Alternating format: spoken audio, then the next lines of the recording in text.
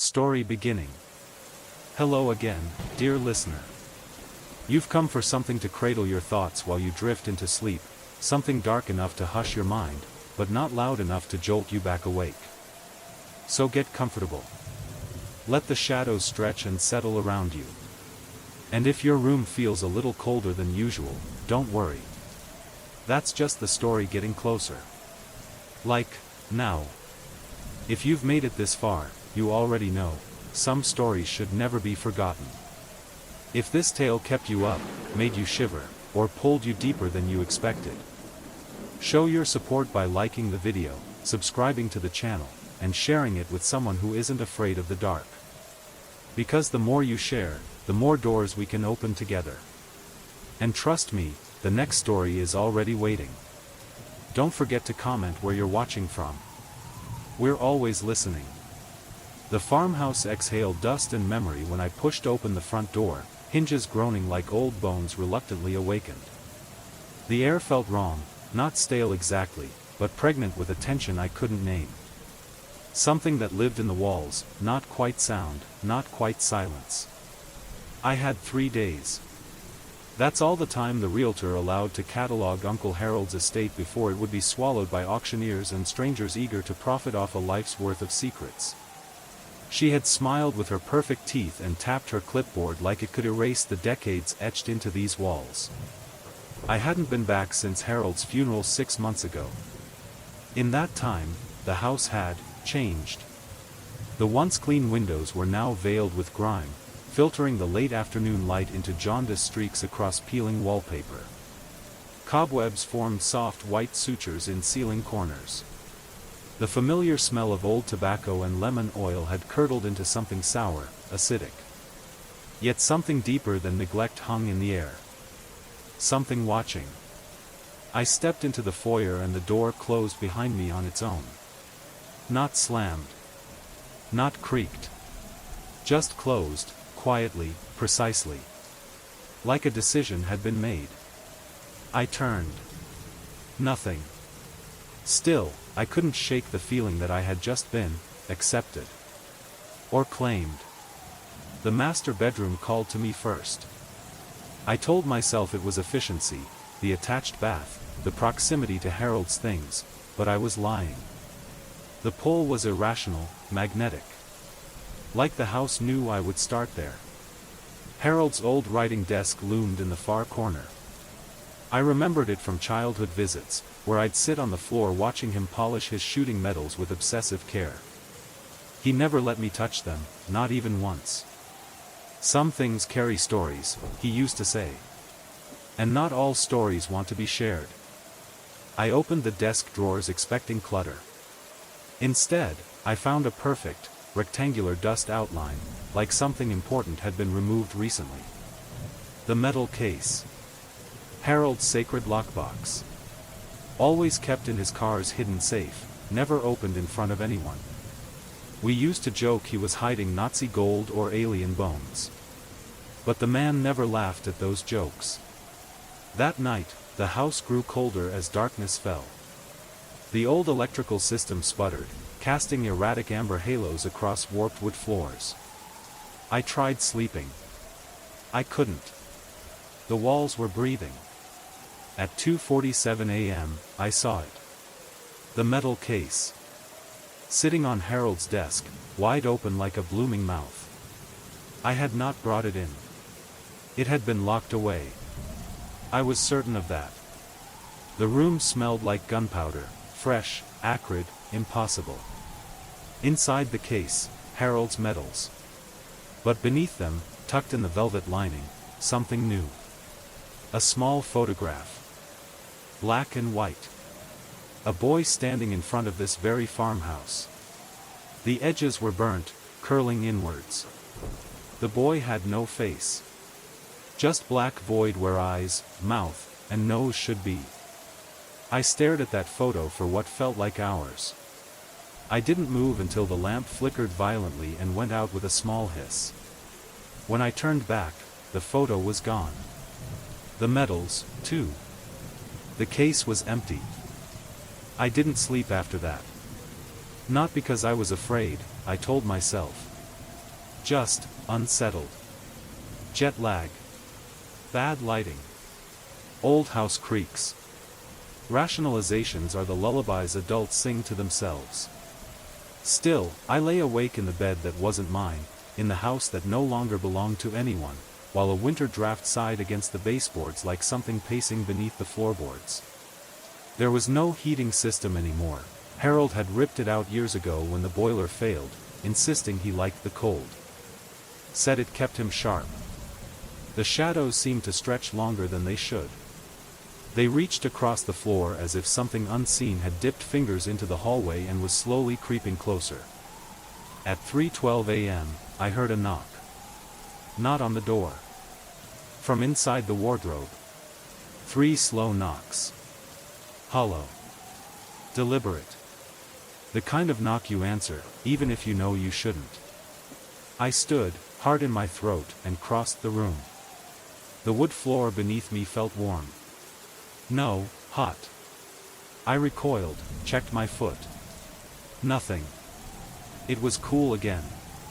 But for a moment, it was like stepping onto a stovetop burner. The wardrobe loomed. An antique, older than Harold. It had always been in that room, part of the house like a second spine. I touched the handle. It turned by itself. Inside, nothing. No clothes. Just air thick with rot, the scent of wet ash and burnt paper. Then I noticed the back wall of the wardrobe wasn't wood anymore. It was wallpaper.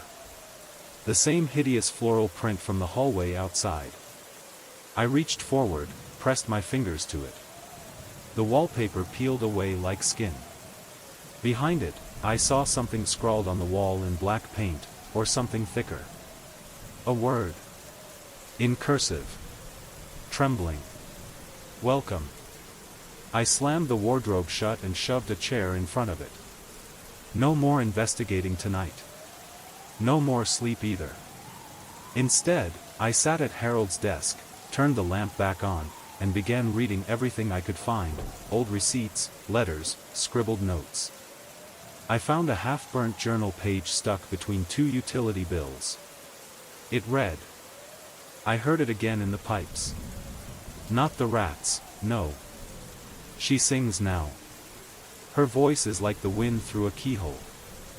I think the house remembers what I did. I think it forgives, but never forgets. I saw the boy again. He has no face. But he remembers mine.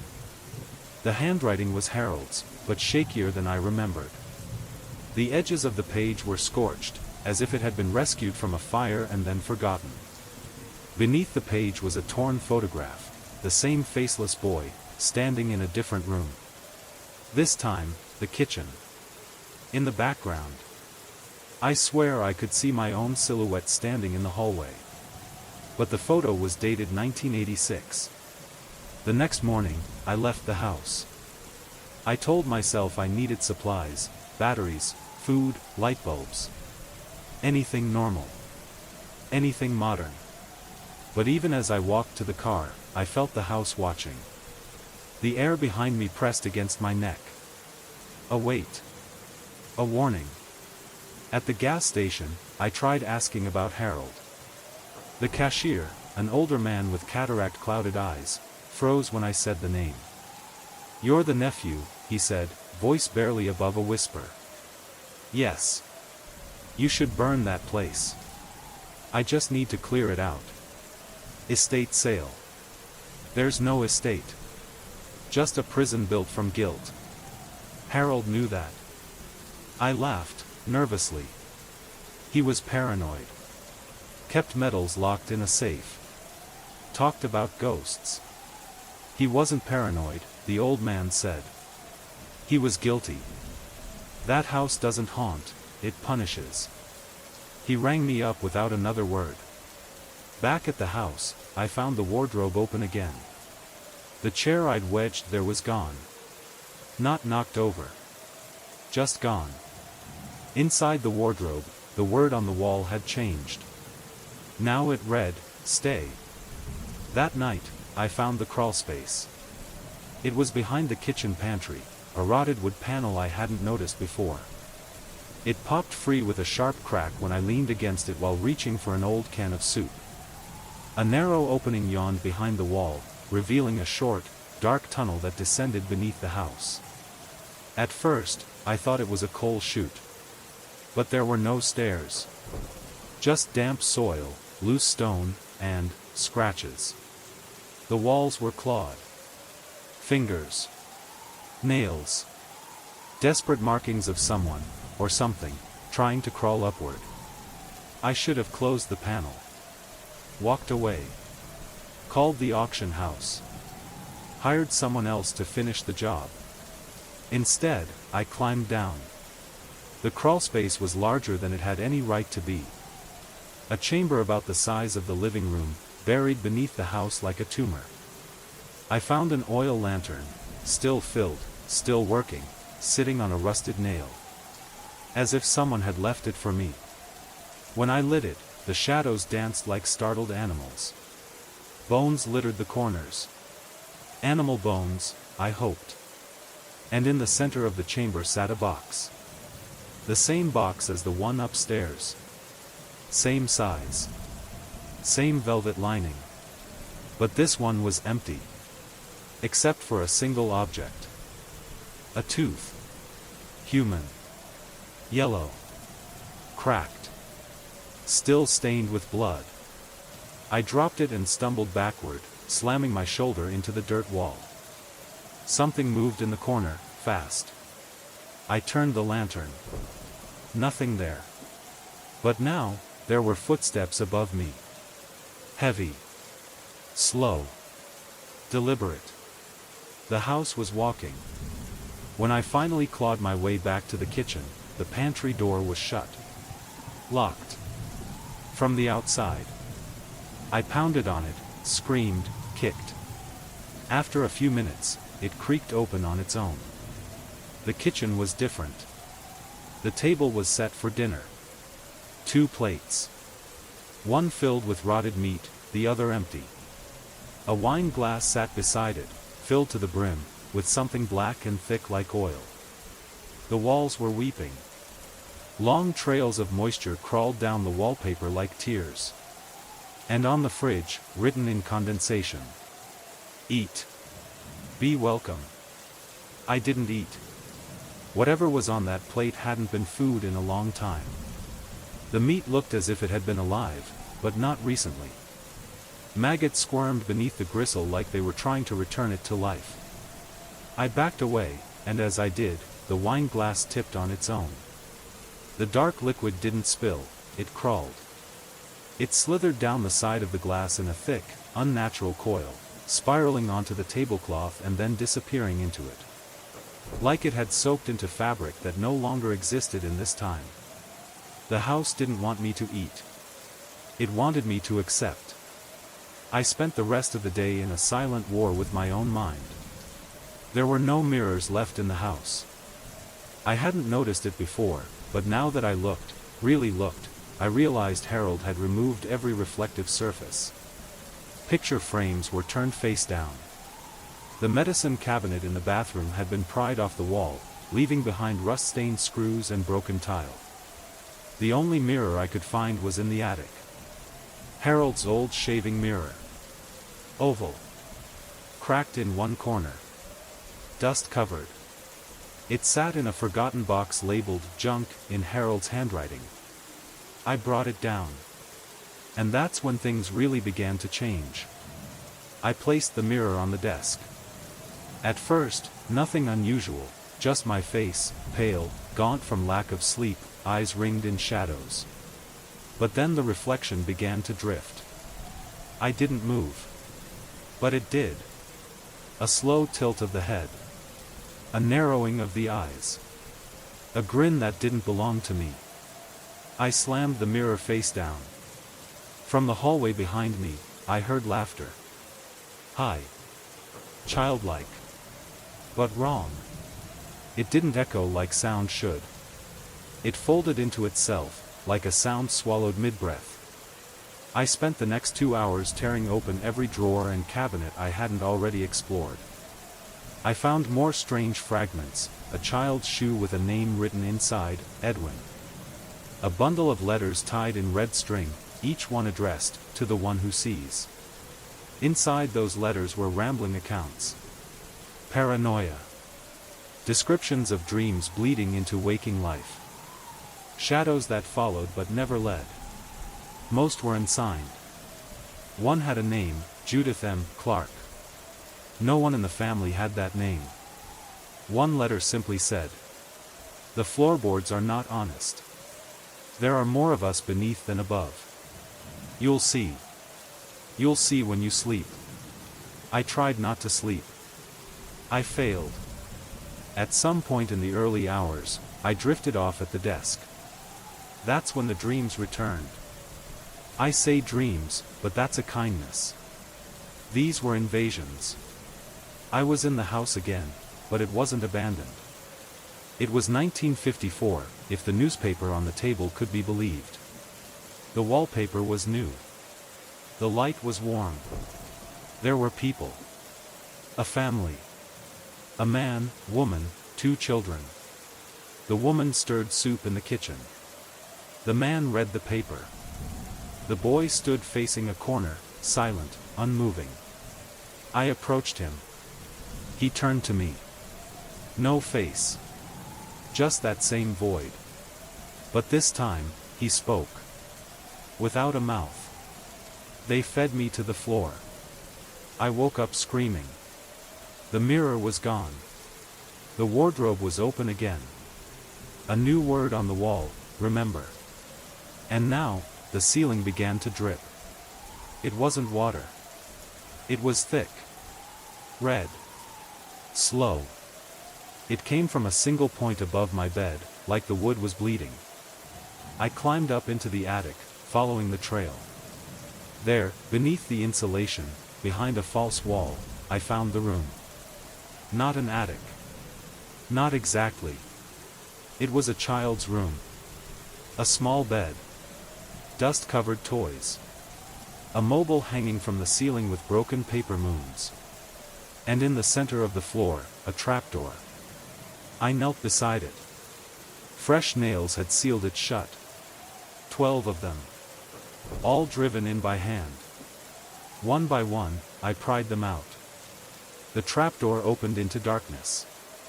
Not blackness, darkness. It felt like something more than absence. I shone my flashlight down and saw only steps. Spiraling downward. Far too many steps for the height of the attic. As if I were staring into a vertical tunnel that had no end. I descended. The air thickened the farther I went. The steps became stone. Then dirt. Then something slick, like glass left in the rain too long. I counted 25 steps. Then 50. At 60, I heard breathing. Not mine. It was wet. Labored. Very close. I stopped. My light flickered. When it steadied again, the steps behind me were gone. I was no longer descending. I was inside something. Alive. The walls pulsed. The air smelled like decay and old milk. The breathing grew louder, but I couldn't see the source. Then something brushed my shoulder. A finger. Too long. Cold. It trailed across my neck as if measuring my temperature. I turned. The boy was there. Closer now. Still faceless. He held out his hand. In it, my cell phone. I took it. The screen lit up. Only one app remained. The camera. It opened by itself. The screen showed me. But not here. Not underground. The feed was of me sitting at Harold's desk. Back upstairs. Smiling. Typing. Eyes glowing faintly red. I looked up. The boy was gone. The room was gone. I was, in the kitchen. The house had moved me. And then came the voices. Whispers at first. barely audible beneath the hum of the refrigerator. Then louder. Dozens. Hundreds. All saying the same word in different tones, different cadences, different languages. Welcome. I turned to the wall. The wallpaper was peeling again. And behind it, scrawled in black. She waits above the ceiling. He watches below the floor. She sings for the dead. He walks the door, underscore. And beneath it, a drawing. A figure with no face. Arms extended like a marionette. And behind it, me. Drawn in detail. Holding a lantern. And the final message, in my own handwriting. You never left. I spent the next hour trying to escape the house. Not metaphorically. Physically. I opened the front door, it led to the basement. I opened the kitchen door, it led to the attic. I smashed the living room window, climbed out onto the porch. Only to find myself stepping back into the bedroom. The house had turned in on itself. Rooms rearranged. Corridors shortened, looped. Walls became doors. Doors became mirrors. Mirrors became eyes. It no longer obeyed the laws of architecture. It obeyed memory. Mine. I found myself in Harold's study again. The desk drawer was open. Inside, a journal I hadn't seen before. Not a notebook. A ledger. Bound in leather the color of dried blood. No title. Inside, the first page was addressed to me. By name. To my nephew. If you're reading this, the house has chosen you, too. I'm sorry. It won't let you leave until it shows you the truth. Or makes you part of it. The entries that followed were dated sporadically. Some from the 70s. Others from the early 2000s. And some, from the future. And every entry was written in Harold's handwriting. Or something close to it. Entry, April 3, 2028. She sang again last night. The song was in a language I've never heard, but I understood every word. She's getting closer. He's jealous. He scratched the mirror. I'm bleeding from my gums again. I fed the floor to keep them calm. But the walls still weep when I sleep. The next pages were smeared with ink, water damaged or intentionally blurred. But one page had only a single line written in clean, steady pen. The boy has a name. Speak it, and you'll see what he saw. Beneath that line, someone had written 3 letters and circled them in red. E.L.C. I had no idea what they meant. That night, I heard her. The woman from Harold's journal. The one who sings. At first, it was distant. A hum beneath the wind. Notes carried through pipes and beams. Then closer. A lullaby. Off-key. Ancient. She wasn't trying to comfort. She was trying to summon. The lights dimmed as the melody grew stronger. It came from within the walls. I pressed my ear against the plaster. Behind it, I heard something shift. Breathing. Wet footsteps. A chain dragging. And her voice, so close now, whispered a single word. Closer. I ran. Room to room. No plan. Just instinct. The kitchen, gone. The study, different.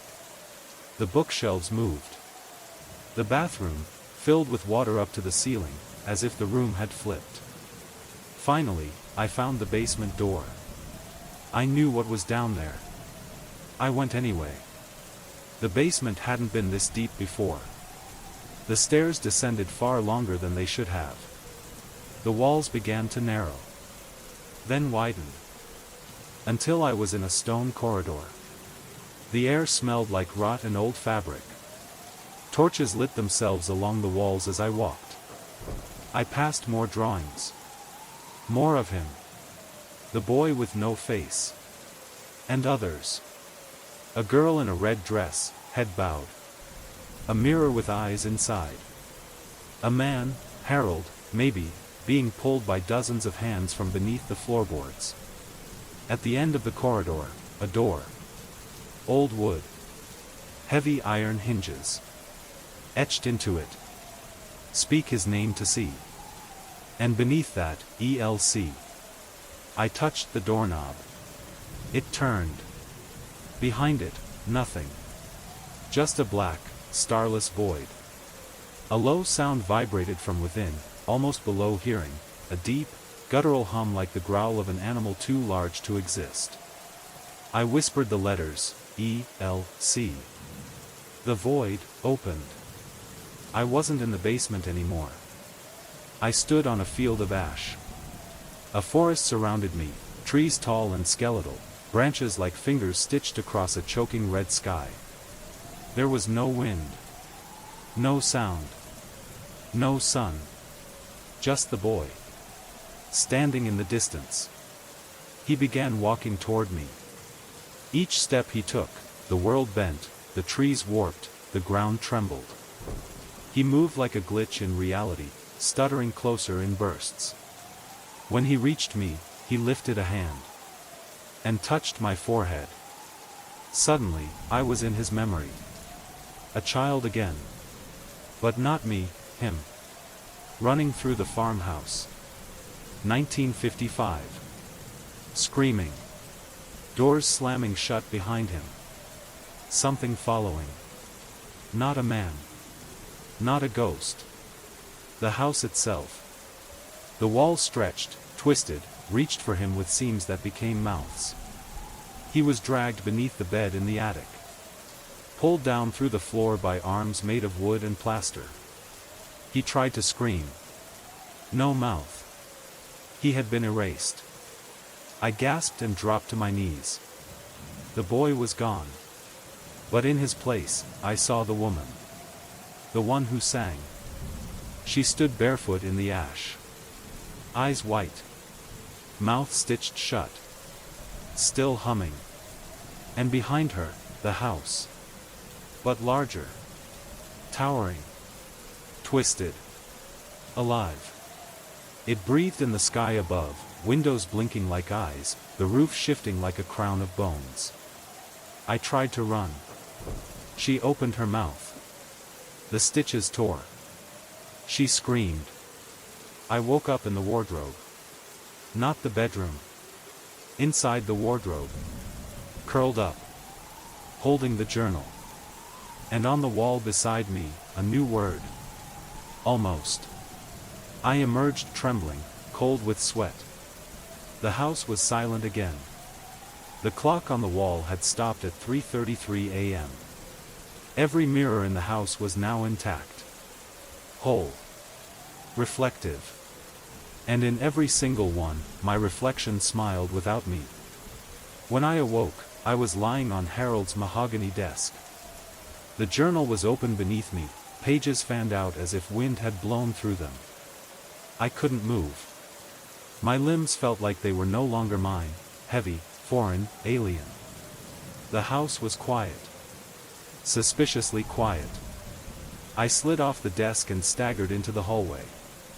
Light bulbs flickered above, but only where I passed. Behind me, darkness reclaimed the past space, as if observing. A new hallway stretched before me, one I'd never seen. Columns of shuttered windows lined one side, doors I'd never opened lined the other. At the far end, a doorway arched to darkness beyond. Heart hammering, I approached. On the frame, etched in wood, Judith M. Clark. I didn't recognize the name, until I did. Judith. She was the writer of those letters. The one who spoke of shadows and floorboards full of us. Inside was the hidden room. Far larger than the space should have allowed, vaulted ceiling, walls hung with old tapestry stained with long-dried crimson. Candles burned in sconces along the walls, their flames unsteady, sputtering against a non-existent draft. In the center stood a cradle made of gnarled wood. Empty. Beneath it, laid flat on the floor, was a collection of old newspapers. Clippings dated from 1955, 1977, 1994, 2003, each reporting the disappearance of a child from this town. Photos showed the farmhouse in the background. Each room had belonged to the house, just then, just before children vanishing into floors and walls and beneath ceilings. And each child's name corresponded to the same names on items hidden in Harold's things: Edwin, Laura, Curtis. ELC Edwin Laura Curtis. The initials circled in red. No wonder the boy had only letters for his name, not his real name, until spoken. I stared at the cradle. Felt the candle's heat crawling closer. Then I heard it, a hum rising softly from the center of the room. A lullaby. Off-key. In the same indecipherable language from before. The tapestry nearest me began to shift. It slid along a track, revealing another false door. On it, carved, "She waits." I opened it. Not another room. A stairway descending into red haze. I heard ice against glass, windows weeping frost. Heard distant voices crying out names. Heard, singing. I stepped down. The stairwell bottomed out in a chamber ringed with mirrors, hand-sized, hanging at child height like small portals. The floor was dusted with white ash. At the center, a woman knelt, face hidden beneath tangled hair. She wore a dress stained with ash. Her ankles were bound by thick ropes that blurred into chains leading up into darkness. Could have been Judith M. Clark, or someone older. Someone in this place longer than time. She looked up. When she lifted her head, I felt my blood freeze. There were no eyes. Just pale, empty sockets. Yet I heard her across the room. Speak his name. Her voice was soft. Maternal. Terrible. My heart thundered. I realized she meant Edwin. Only, she didn't. She meant me. My bones rattled as I spoke, "Edwin." Her head snapped.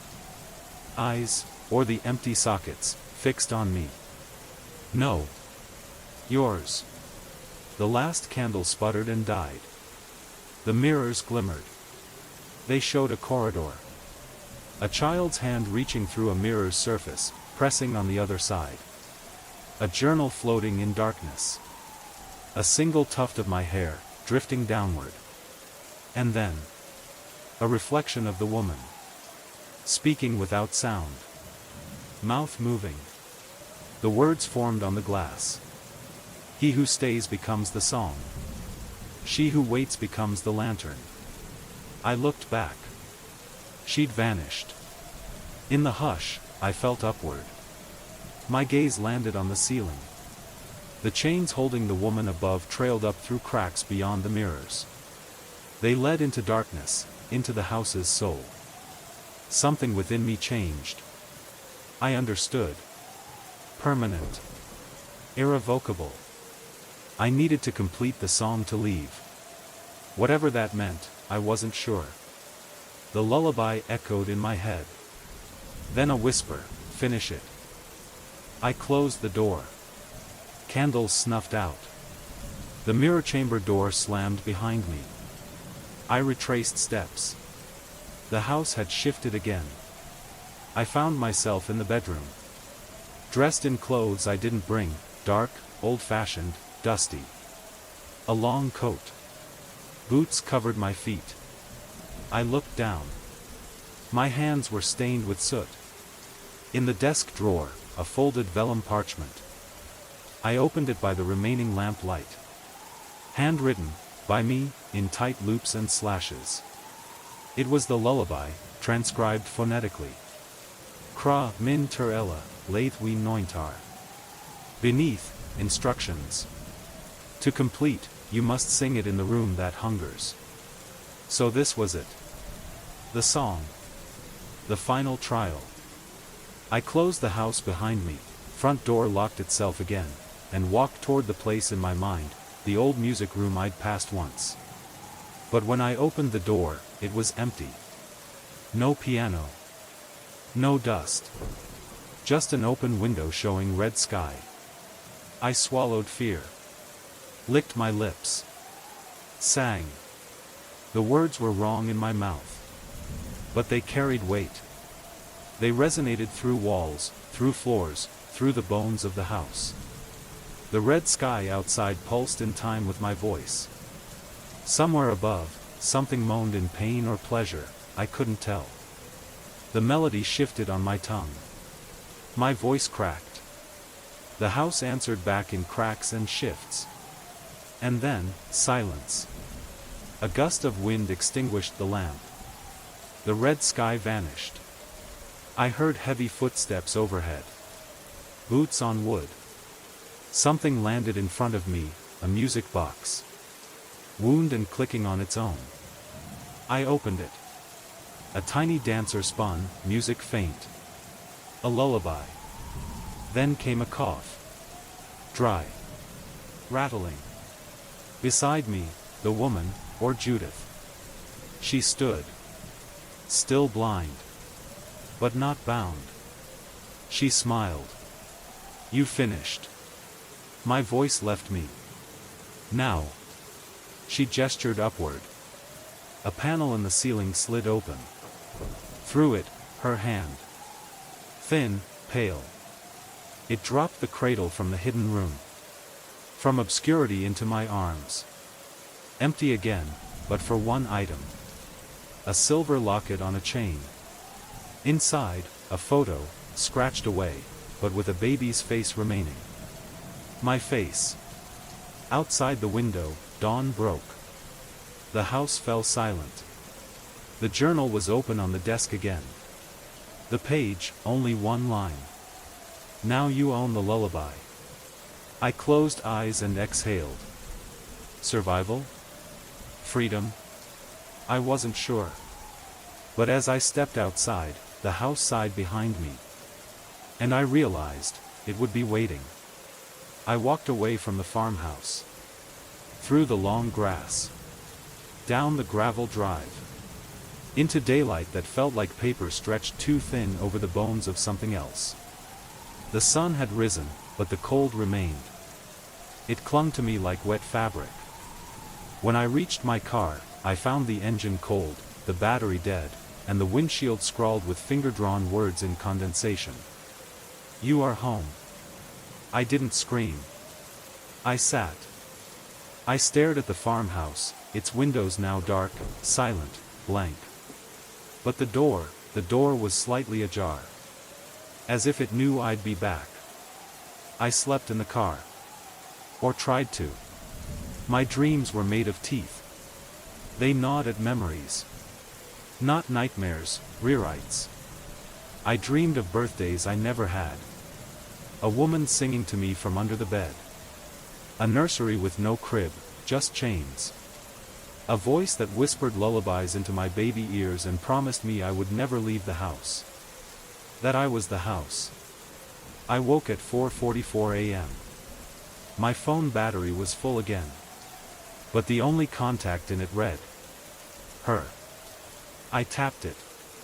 The screen went black. Then white. Then a video. I tapped play. The camera showed me. Asleep in the car. Behind me, through the window, the house's front door creaked open. The camera zoomed in. Inside, in the dark hallway, stood the boy. No face. Just a hand pointing at me. And beside him, the woman. She held the music box. It began to play. And my face in the video smiled.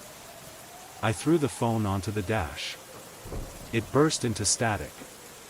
Not shattered. Just, wrong. I looked up. The house lights were on again. Every window glowing amber like eyes blinking awake. It was ready. And so was I. I entered without knocking. The interior had changed. Cleaner now. More alive. The photos on the walls had rearranged. Now they showed me. At different ages. None I remembered. In one, I was a child, staring at the camera with my head slightly tilted, and the woman's hand on my shoulder. A caption in faded ink, "Firstborn returns." In the master bedroom, the mirror was back. Unbroken. Whole. I looked into it. My reflection stood still. And then, waved. It stepped backward into the mirror, revealing the hallway behind it. But not this hallway. A different one. Older. Rotten. Bleeding light. The mirror was now a doorway. I didn't hesitate. Inside the mirrored world, everything was inverted. The rooms bent upward. The floors pulsed underfoot. Paintings wept. The house was more alive here. Less architecture, more organism. I wandered. And I saw them. Harold, in a rocking chair, whispering to no one, fingers black with ink. A girl with burned hands, cradling a candle that never melted. The boy, painting the walls with a brush made of teeth. They didn't acknowledge me. They just existed. Held. Preserved. At the end of the corridor, a staircase led up to the nursery. I knew it before I saw it. Felt it. The cradle waited. And in it, the locket. Open. Inside the photo now showed me as a baby, yes, but next to me was another. Not Harold. Not the woman. But a version of me, older, grinning wide. A caption below, "Caretaker." A door opened by itself. Behind it, a white room. Padded, but not for safety. For silence. For containment. The singing started again. The melody had changed. It was calling not just to me, but from me. I hummed along before I realized I was doing it. Then I began to remember. I had lived here before. Not in this life. Not in this skin. But before, something deeper. A first version. I saw a flash of myself, barely 4, singing to the wall while my mother bled in the bathtub. I saw Harold pulling me from a hole in the floor. He didn't rescue me. He sealed it. I was the offering. I had returned not to claim the house, but to reclaim my place inside it. As I stood in the center of the room, the floor opened beneath me. No scream. Just descent. A drop into remembering. A voice echoed below. One must stay. One must sing. One must never leave. The house had made its choice. And I was home. Falling didn't feel like falling anymore. It felt like unbecoming. The floor dropped from beneath me, but there was no wind, no rush of speed, only the slow unspooling of everything I thought I was. My memories unraveled like the edges of burnt film. My name grew faint, distant. Familiar things, my job, my friends, the city, melted into nonsense. The house wasn't taking me underground. It was taking me back. I landed softly. On wood. I stood in a room made of all the rooms. Familiar wallpaper slashed with unfamiliar symbols.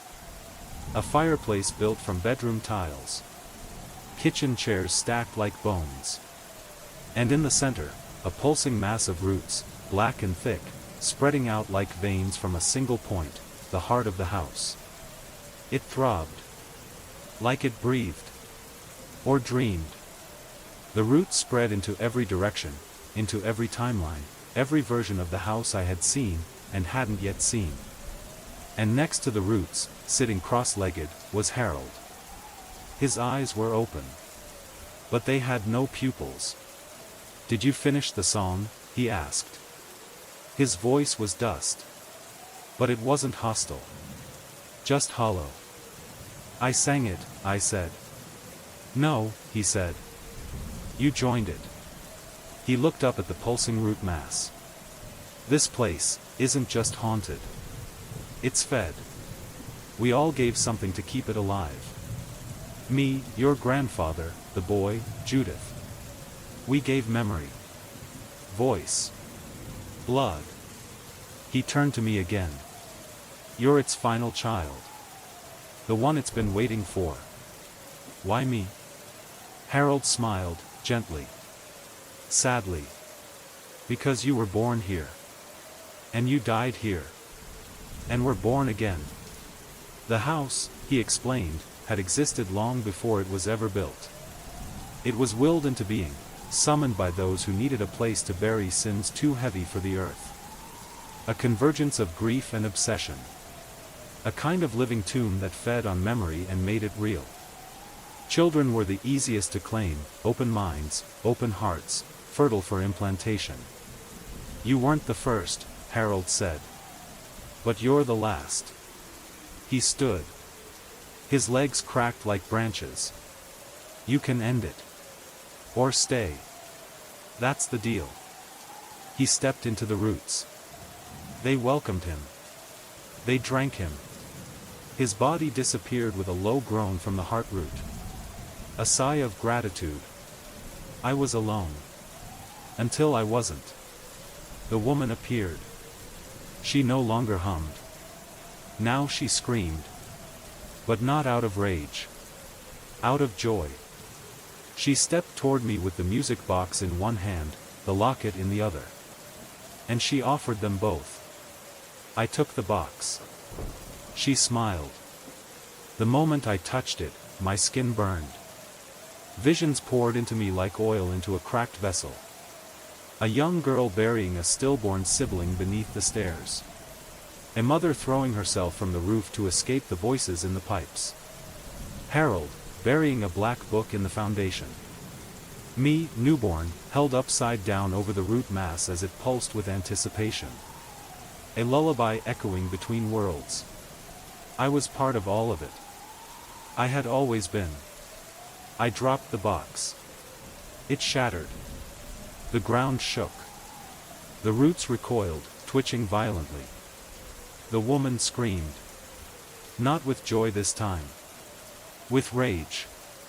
I had broken the continuity. I had refused the role. The house did not like that. The mirrors around me shattered. From them crawled the echoes, versions of me, half-formed and monstrous, stitched from other paths I hadn't taken. A version who never left the attic. One who never remembered. One who fed the house willingly. They encircled me. The woman's mouth opened far too wide. And from her throat, the house spoke. Sing, or be sung into silence. I did neither. I remembered the journal. The real one. Hidden beneath the desk, buried in the drawer with the false bottom. I ran. Corridors twisted as I moved. Doors screamed as I passed. The house tried to fold itself shut, like a clam trapping a pearl it couldn't bear to lose. But I reached the study. The desk was there. The drawer was sealed. I smashed it open. Inside, not the journal. A mirror. And in it, her. The woman. Crying. I stared into it. And I understood. The woman had not created the song. She had been forced to sing it. She had been the first. The mother of the house. Its voice box. The lullaby was not comfort. It was containment. She had been screaming for release for decades, and the house twisted it into music. I picked up the mirror and held it high. Reflected light struck the ceiling. The walls. The roots. The heart. The house recoiled. I sang one last time. But not the house's lullaby. Mine. My name. My life. My memories. I sang them into the walls. I sang my mother's name. My father's face. The first time I held a pen. The last time I saw Harold alive. The feel of sunlight in a city not built on secrets. And the house began to crack. it couldn't hold a name it didn't own. And now, I was myself again. Not a vessel. Not a song. Not a silence. The floor split beneath the heart. Roots curled and blackened. The mirrors shattered. The woman looked at me, once more, whole, and smiled. Then she vanished. The house groaned, collapsed inward, and spat me out the front door. I stood in the grass, blinking in dawn light. Behind me, only a crater. Where the farmhouse had once stood, there was now only ash and a broken cradle. In it, the locket. Closed. I did not open it. The sun was out, but the light felt wrong. It didn't warm me. Didn't comfort. It cast no shadow behind me as I walked away from the crater where the farmhouse had stood. I didn't look back, not because I was brave, but because something deep inside whispered. If you look, it follows faster. I reached my car. It started like normal. No blood on the seats. No backwards radio signals. Just silence. I drove. Back to the city. Back to something like life. The first night home, I didn't sleep. The apartment felt unfamiliar. My furniture had been rearranged. Every mirror was slightly too clean. And in the hallway, exactly where there had never been one before, stood a door. White. Plain. Just like the one on the farmhouse roof. I didn't touch it. Not yet. I started seeing things in the city. Glitches. People moving their mouths out of sync with their voices. Children humming songs I didn't know, but now understood. Advertisements with faces blurred and words reversed. At night, I'd hear knocking from inside walls that weren't mine. Once, I watched someone trip on the sidewalk. They got up, dusted off their coat, and looked at me with my face. Then walked away. The door waited. Every morning, it was still there. No doorknob. No hinges. But I knew it could open. And that it would, when I was ready. I went back to my old life. Work. Emails. Grocery lists. Pretending to laugh at things. But something always followed. People would pause mid-sentence, eyes glazing over, and mutter, "You're from the house." Then forget what they'd said. The echo wasn't inside the house anymore. It was inside me. I started dreaming in reverse. The dreams began with my death. Then moved backward. The funeral. The decay. The hospital. Then childhood. Then birth. Then before birth. I saw the house again. Still under construction. Men hammering nails into wet wood that bled. A woman watching from the tree line. Pregnant. Humming. Not a lullaby. A warning. Then came the letters. Slipped beneath my door at night. All the same paper. Same handwriting. No return address. Some said, "Don't remember." Others, "You're not finished." One said only, "Open the door." I didn't sleep for 3 days after that one. When I finally did, the dream was different. I was back in the nursery. But this time, the crib was full of teeth. Each one marked with a date. My birthdays. Every year. And as I reached toward them, the mobile overhead spun faster and faster until the figures on it, tiny wooden shapes, broke free and dropped like spiders onto my back. I woke up with scratches. The door whispered now. Not in words, but in memories. It would hum a scent I hadn't smelled since childhood. Play a laugh I hadn't heard in decades. Recreate the silence of 3:12 a.m. in a farmhouse that no longer existed. It pulled. But still.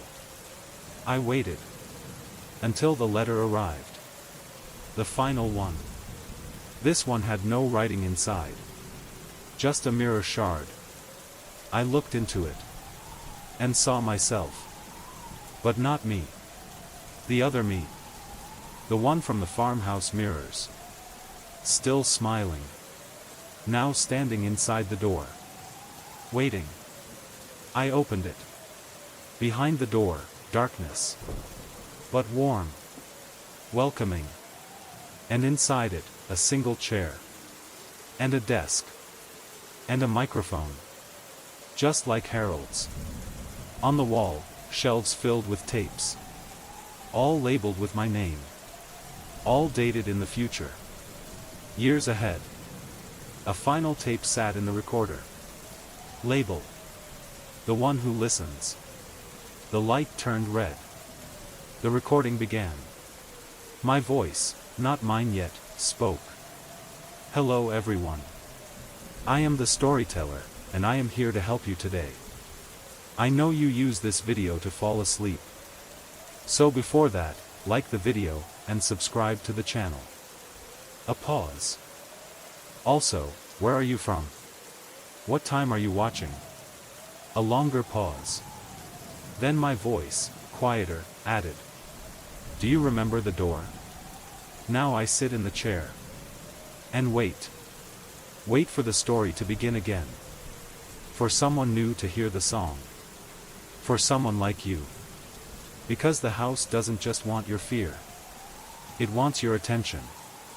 So get comfortable. And relax. The story is about to begin again.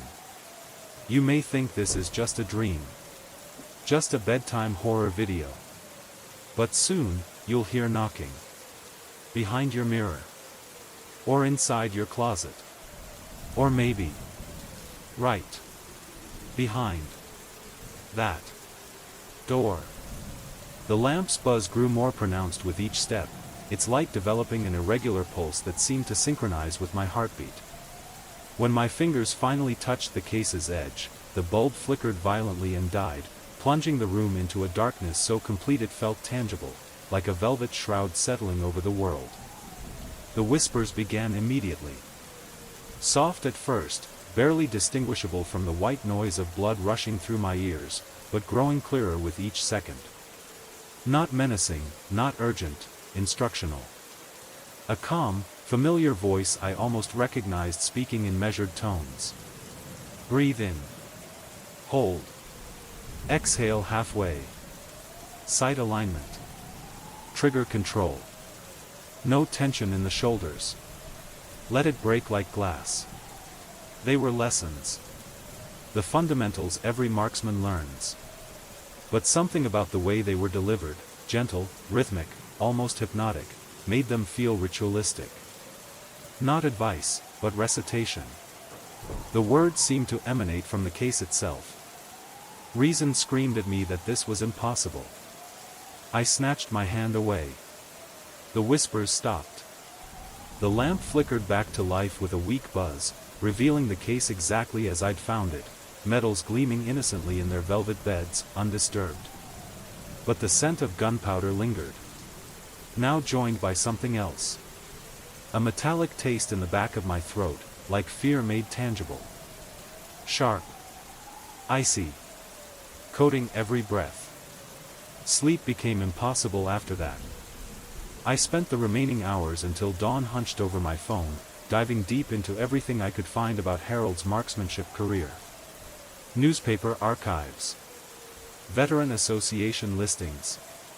Forums for competitive shooters. The picture that emerged was murky. Harold had a record of moderate success, regional wins, state-level participation, and a quiet reputation as a disciplined competitor. Bronze medals. The occasional silver. Nothing remarkable. Except the gaps. Long stretches where his name vanished from competition entirely. The most glaring absence, late 1987 through all of 1988. An entire year where Harold had apparently stopped shooting. No entries. No forums. No mentions. Then, in early 1989, he returned, and something had changed. His performance skyrocketed. Precision. Confidence. Wins stacked rapidly. The local forums speculated, special training?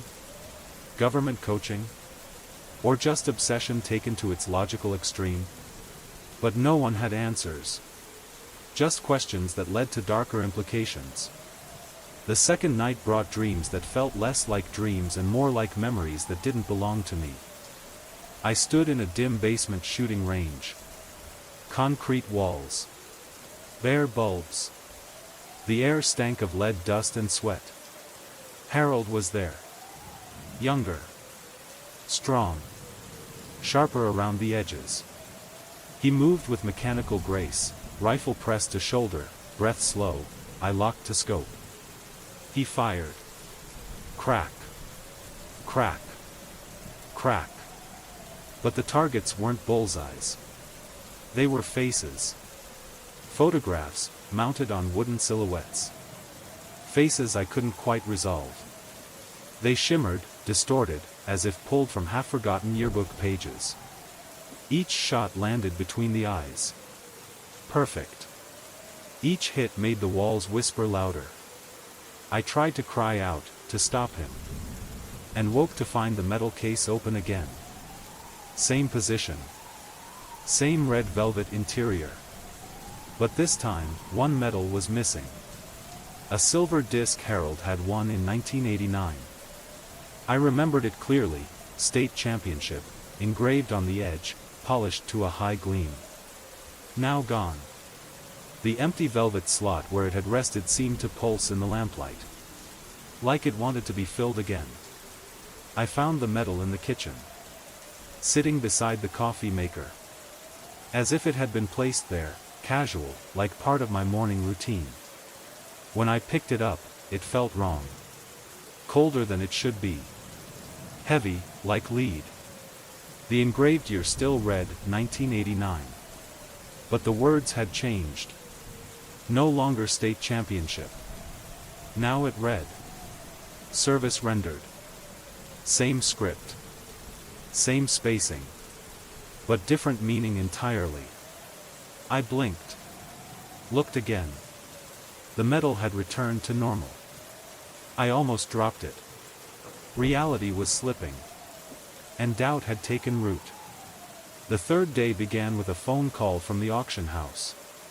A woman with an efficient tone rattled off the estate schedule, the pickup time for the appraisers, the liquidator's plan. But I barely listened. I was staring at Harold's desk. At the surface where the metal case had first appeared. The mundane process of estate liquidation now felt absurd. A polite fiction wrapped around something fundamentally rotten. I needed answers. And not from spreadsheets. I tore the house apart that morning. And in a shoebox beneath Harold's bed, wrapped in wax paper and hidden beneath a pair of cracked bowling shoes, I found something that shattered the remaining illusions. Newspaper clippings. Dozens. Some folded so often the creases had erased text. Others curled with age and yellowing tape. Unsolved crimes. All in this county. All dated between 1987 and 1989. Break-ins. Harassment. Arson. Threats against local judges and zoning officials. A pattern of escalating chaos that terrorized the community, before suddenly, and completely, stopping. In 1989. The same year Harold returned to the competitive circuit. The same year he won, service rendered. The year he got better. Most chilling was a clipping from October 1988. Local man rescued from fire, unidentified gunman disappears. No name mentioned. But the photo showed Harold. Hair shorter. Face cut. Being led away from a burning structure by firemen. The article said he'd been, in the right place at the wrong time. No charges filed. But something about the story felt rehearsed. Sanitized. There were holes in the narrative. And the byline? Judith M. Clark. The same name etched into the underside of the music box I'd found on the second night. A name I hadn't seen in years. Until now. I replaced the lid of the box slowly. My hands were shaking. Something had happened in 1988. Something that turned Harold from a mediocre shooter into something far more dangerous. Something that came with a cost. And now the house wanted me to pay it. To pick up the rifle. To render the same service. But I had one advantage Harold never did. I knew it was a trap. I didn't eat that day. Food felt alien. Like trying to pretend I still lived in a world governed by normal rules. Instead, I walked the house. Slowly. Deliberately. Like I was pacing a crime scene. Every photo frame on the walls now seemed misaligned, every drawer heavier than it should be. I examined the medals again, counting them, handling each one, and noted that another had shifted slightly. Not missing, but misplaced. As if it had been returned by someone who had never actually seen it, only heard about it. I returned to the study and sat at Harold's desk. And stared. Not at the medals. Not at the gun cabinet now hanging slightly open. But at the grain of the wood. I traced the scratches, the coffee stains, the places where the varnish had worn thin from years of use. It felt familiar. Human. Ordinary. Then my fingers found something odd, an indentation. Very slight. Not a dent. A symbol. Barely visible in the surface, like it had been pressed in with a heated stamp and left to fade. I angled the desk lamp, watching the light skim across it. 3 letters. Ilk. Eidolon Lux Crypta. The name from the mirror. The whisper from the figure. The echo from the music box. I remembered something else, too. In Harold's dream, the shooting range, the targets had faces. Not just blurs. Not just distortions. They were real. And not random. They were chosen. I returned to the range. The basement. Though Harold had never spoken of it, I remembered as a child hearing strange, hollow bangs below the floorboards, always chalked up to pipes or old wood. But the more I explored the house, the more I realized there was no access door to any basement. Until I moved the fridge. And saw it. A seam in the wall. Fresh paint. Poorly matched. Covering a door I'd never known existed. My pulse kicked. I pushed gently. It opened inward. Cold air rolled up like fog from a crypt. Concrete stairs. Old. Dusty. Steep. A long corridor beyond. Lit only by the silver sliver of light from behind me. I descended. At the bottom, a hallway. And at the end of it, a vault door. Industrial. Steel. Military grade. Harold hadn't just been hiding things. He'd built a sanctuary for them. Or a tomb. I wasn't sure which. The keypad blinked red. 4 digits. I tried Harold's birthday. Nothing. The keypad on the vault door blinked red. 4 digits. I tried Harold's birthday. Nothing. Then mine. Nothing. A deep breath. I entered 1989. It clicked open. Not loudly. Not theatrically. Just, obediently. Like a secret that had waited long enough. Inside, silence. And rows of targets. Paper silhouettes. Faces blurred and smeared by age. Shell casings on the ground, some tarnished, others still faintly warm. In the center of the room stood a work table, and upon it, a tarnished brass bullet, lying on a folded cloth. A stack of clippings, some familiar. And the open case of medals, all present, now rearranged in a perfect circle. The gunpowder smell was overwhelming. My eyes stung. My throat burned. I reached for the bullet. I didn't mean to. My fingers simply moved. And the moment I touched it, the lamp above exploded into darkness. The whispers returned. But now, clearer. Harold's voice, unmistakable. Measured. Controlled. Justice delayed is rot. Justice delayed is guilt passed down. Loose ends threaten the whole cloth. Some threads must be burned. Recognition is the enemy of service. I saw it now. The auction. The medals going public. Collectors tracing provenance. They'd notice the inconsistencies. The missing dates. The coincidences. Someone would start asking why Harold's performance spiked in 1989. Why local police records went silent. Why a problem disappeared with no arrests, no resolution, just a final article. Perpetrator permanently discouraged by community intervention. Harold's service hadn't been valor. It had been surgical. A secret. Executed and buried in plain sight. And now, it was my turn. Not to repeat it. To protect it. To close the file. That night, I worked meticulously. Erasing newspaper dates. Clipping away identifiers. Modifying online records. Cross-referencing competition logs and trimming any entry from 1989 that couldn't be corroborated by third-party sources. I removed his name from forums. Archived data. Screenshots. Even metadata from scanned documents. I worked until my eyes bled. Until there was no record of Harold's transformation. Only the image of a man who competed for sport. Nothing more. Nothing suspicious. Nothing heroic.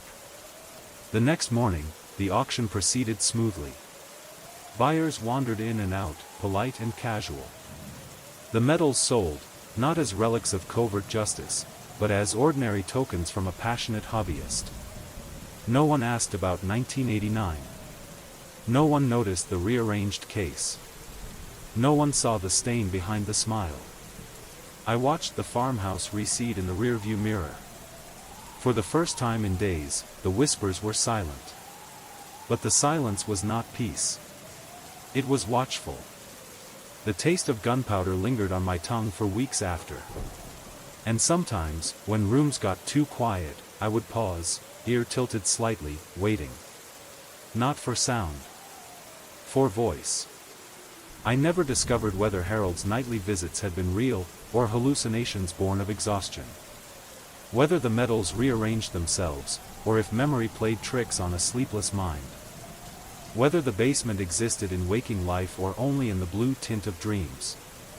What I do know is this. Some family legacies are too dangerous to preserve. Some stories demand redaction. Not to protect the guilty, but to shield the innocent from the truths too sharp to inherit.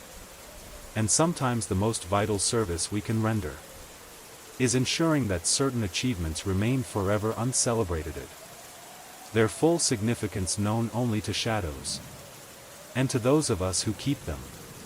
3 weeks after the auction, the letter arrived. No envelope. Just a single, folded sheet of thick, gray paper on my apartment floor.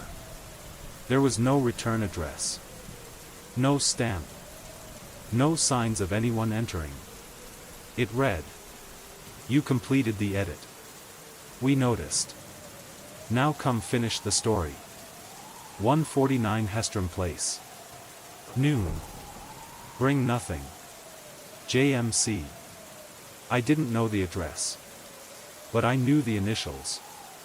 Judith M. Clark. Hestrom Place was on the edge of the old industrial quarter. A row of shuttered textile mills, forgotten churches, and windows that blinked shut when you looked too long. The address corresponded to a crumbling stone library, its Gothic archway wrapped in rusting iron vines. No signage. No street number. But I knew it was the place. At exactly noon, the door unlatched itself. The interior was cool and shadow-thick. Smelled of ash and ink.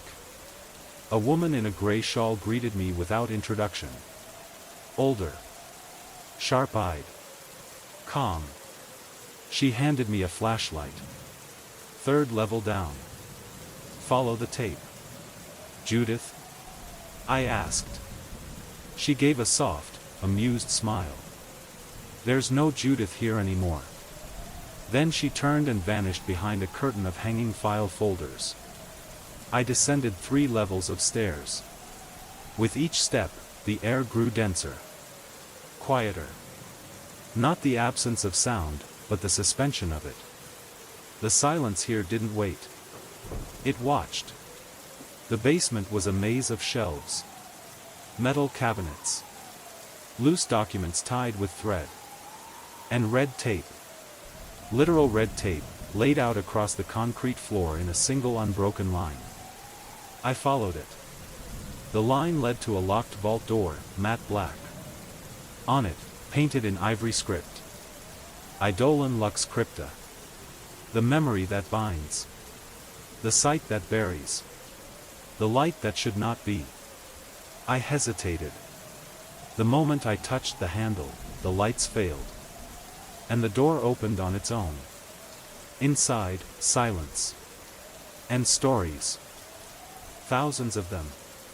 Floor-to-ceiling file cabinets, labeled only by date ranges and symbols. Some drawers were scorched shut. Others wrapped in chains. One cabinet bled a thin trail of black fluid that hissed when it touched the concrete. This was no library. This was a burial ground for truth. And it had been waiting for me. I found a folder marked Clark, Judith M., unsubmitted. Inside, a single manuscript. Typewritten. Title page labeled. The Trigger Doctrine, Unofficial Acts and the Marksman Who Disappeared. Her final article. Never published. It read like a confession. She'd traced a pattern across decades, shooters who disappeared from competitions only to re-emerge as legends, always after a quiet year of absence. Some became myth. Others died in strange accidents. And some, like Harold, simply faded, leaving behind medals with altered engravings, newspaper gaps, and unnatural silences in their wake. The root of it all was Eidolon Lux Crypta. A private society operating in shadow. Not a cult.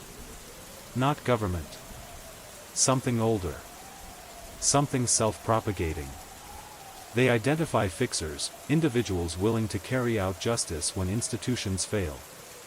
Individuals willing to forget, to sacrifice glory for permanent silence. Judith hadn't just uncovered them. She had been recruited.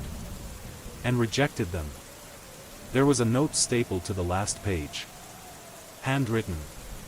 They let me walk away. But not empty. My silence bought with knowledge too heavy to pass on. One day someone will come who understands why some stories must be preserved not in ink, but in absence.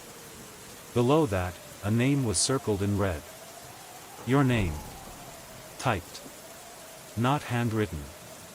Judith had prepared this before she ever knew me.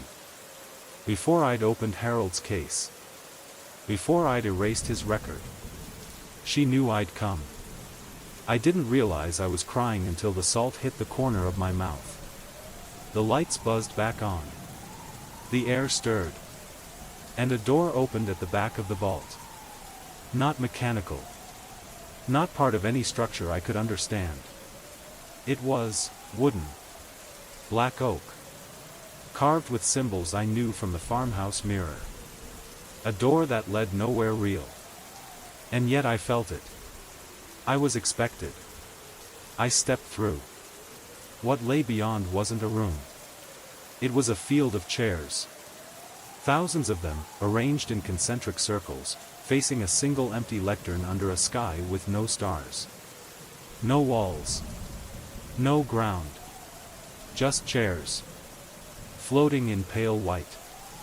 Most were empty. Some were occupied by shadowy figures, unmoving. At the center lectern, a single page. Blank. Beside it, a pen. A voice, deep and inhuman, spoke from nowhere and everywhere. One day, the last story will be told. You are its pen. Write carefully. What you write, becomes. I picked up the pen. Trembling. Wrote the words that had haunted me since the farmhouse. Hello everyone. I am the storyteller, and I am here to help you today. The chairs stirred. The shadows leaned forward. I kept writing. The story is not finished. And neither am I.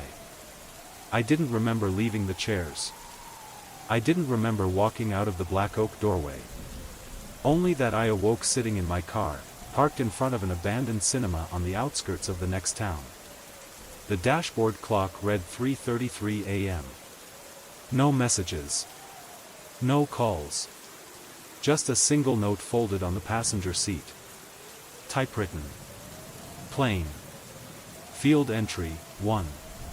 Test Pattern Theater. Location, 612 Ambrose Street, East Hollow County. Former operator, ELC Fixer number 067, Alma Richter. Status, incomplete. Task, witness. Record. Do not intervene. The story must be seen to be believed. The projector must play through.